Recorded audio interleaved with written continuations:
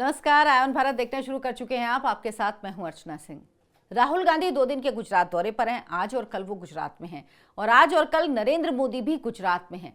अब जब 2 बड़े नेता, देश का प्रधानमंत्री और कांग्रेस पार्टी के नेता राहुल गांधी एक ही जगह एक साथ दौरे पर होंगे तो बातें तो होने लगेंगी। कुछ लोग मुंगेरी लाल के हसीन सपने देखने लगे हैं। उन्हें लग रहा है राहुल गांधी चुनाव की तैयारियों के लिए 2027 में जो चुनाव होना है उसके लिए 2025 में ही गुजरात पहुंच गए हैं और राहुल गांधी 2017 में जो बीजेपी का हुआ था उससे भी बुरा हाल करेंगे।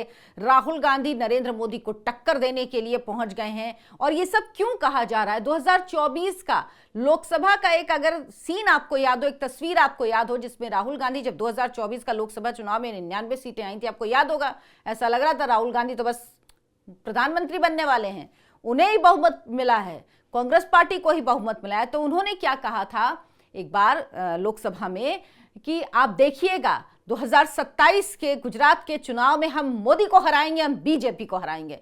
उसके बाद बात अलग है कि बेचारों का महाराष्ट्र में इस चैलेंज को देने के बाद हरियाणा में, जम्मू कश्मीर में क्या हाल हुआ ये आप जानते ही हैं। लेकिन राहुल गांधी के उसी चैलेंज को लोग याद कर रहे हैं। लेकिन ये समझ में नहीं आ रहा कि राहुल गांधी ऐसी बातें करते रहते, भाई गंभीरता से नहीं लेना है तो क्या है और क्यों लोग ये कह रहे हैं, ये आपको पूरी तरह से मैं विस्तार से बताऊंगी। राहुल गांधी दरअसल 2 दिन के गुजरात दौरे पर पहुंचे हैं। गुजरात में ही अगले महीने यानी अप्रैल में कांग्रेस का अधिवेशन होना है और राहुल गांधी अब जब 2 दिन के दौरे पर हैं तो पीसीसी, एआईसीसी अध्यक्ष, राजनीतिक मामलों की जो कमेटीज हैं, जिला शहर के प्रमुख हैं, उन सबसे मुलाकात करेंगे, कार्यकर्ताओं के साथ बातचीत करेंगे।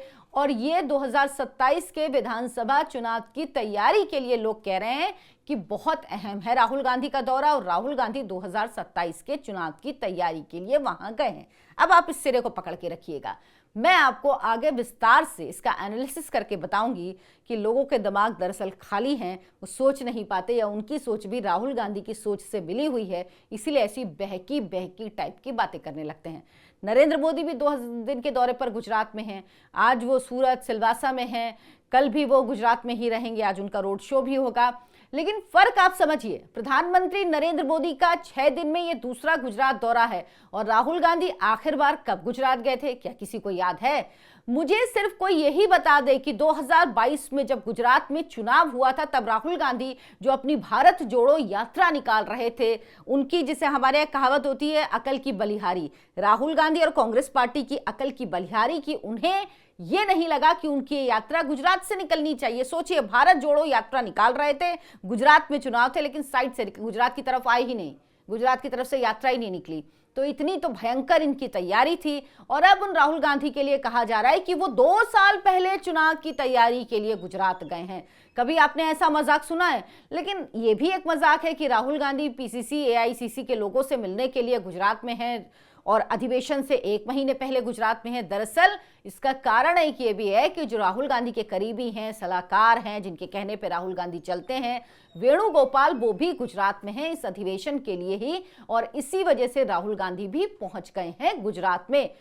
अब जो ये बात कही जा रही कि 2017 वाली स्थिति में पहुंचाएंगे, 2017 में क्या स्थिति थी?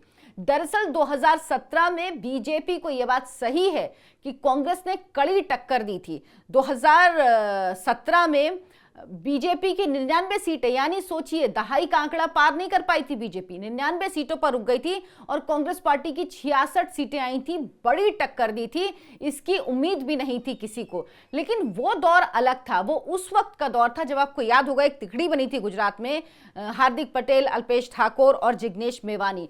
पटेल आंदोलन बहुत बड़ा चला था और उसको लेकर वहां पर एक माहौल बना था। लेकिन तब भी बीजेपी ने 99 सीटें, इतने मुश्किल समय में नरेंद्र मोदी भी आ गए थे, गुजरात से सेंटर की राजनीति में आ चुके थे, उसके बाद ये दूसरा चुनाव था, तो इसलिए बहुत सारी चीजें थी जो इस तरह का माहौल था।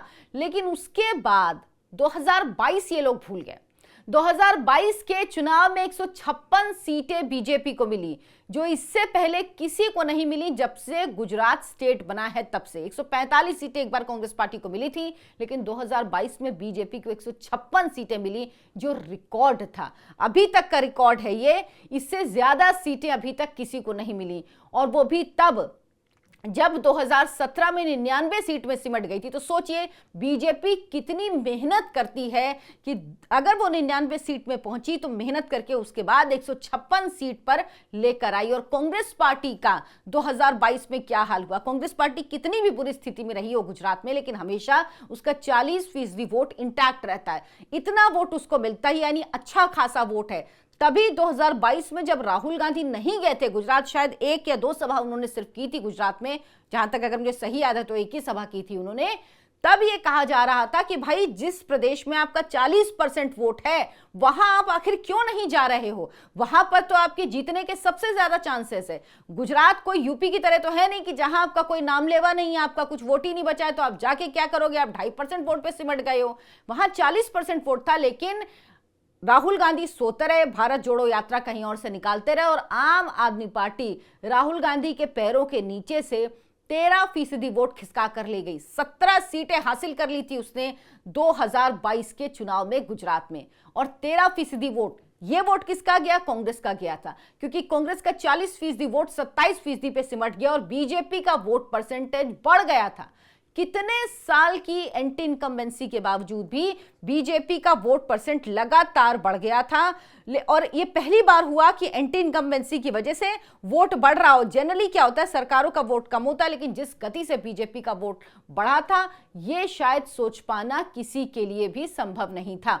अब लोगों को लग रहा है कि क्या वजह है कि कांग्रेस को जगह मिल सकती है गुजरात में। लोग जो बातें करें, एक्सपर्ट जो कांग्रेस पार्टी के खैर को आप कह लीजिए कि उनका भला चाहते हैं कि लंबा शासन है तो एंटी इनकम्बेंसी है। भाई लंबा शासन तो 2022 में भी था, तब एंटी इनकम्बेंसी क्यों नहीं काम कर पाई? Pro incumbency. अब तो ये शब्द ही नरेंद्र मोदी और बीजेपी की सरकारों के आने के बाद ये शब्द जो है एंटी इनकम्बेंसी इररिलेवेंट हो गया है। अब तो बात करिए प्रो इनकम्बेंसी है या नहीं है। एंटी इनकम्बेंसी जैसी कोई चीज होती तो इतने सालों से गुजरात में राज करने वाली पार्टी को 156 सीटें नहीं मिलती। दूसरी तरफ ये लोग ख्वाब देख रहे हैं कि प्रधानमंत्री नरेंद्र मोदी 75 साल के हो रहे हैं। नरेंद्र मोदी का 75 साल के होने से गुजरात की राजनीति का क्या लेना देना? क्या नरेंद्र मोदी गुजरात में चुनाव लड़ते हैं? और जो लोग ये ख्वाब सजा रहे हैं कि नरेंद्र मोदी 75 साल के हो जाएंगे तो वो केंद्र की राजनीति छोड़ देंगे, तो वो गलतफहमी में हुए, क्योंकि कई सेक्शंस खुद बीजेपी में मौजूद हैं। कई वर्गों से कह रहे हैं बीजेपी नाराज है, तो 2017 से ज्यादा नाराजगी है। 2017 से ज्यादा नाराजगी है। प्रधानमंत्री नरेंद्र मोदी का जो फैक्टर है ना, जो गुजरात में काम करता है, वो कहीं काम नहीं करता। वो अद्भुत है। वो भले ही गुजरात में अब ना हो, वो देश के प्रधानमंत्री हों, लेकिन वहां के लोगों के मन में नरेंद्र मोदी के लिए एक प्राउड, अभिमान का भाव है कि हमारे प्रदेश का व्यक्ति हमारे देश को रिप्रेजेंट करता है। ये अभिमान जो है ना, ये 15 से 20% वोट कांग्रेस पार्टी को नहीं जाने देता, और ये 15 से 20% वोट बीजेपी को मिलता है।